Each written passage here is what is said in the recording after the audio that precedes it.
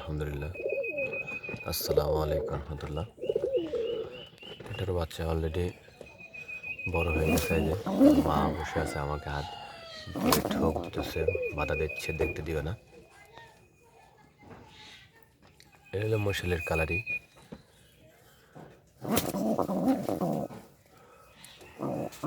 দেখি সর একটু তোমার বাচ্চাদের একটু দেখো।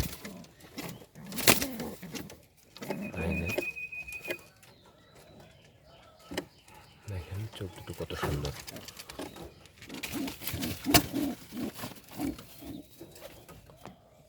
সুন্দর লাগতেছে। অবশ্য বাচ্চা অনেকটাই বড় হয়ে গেছে। মারবো না, যাও যাও। শীত একটু হালকা শীত লাগতেছে।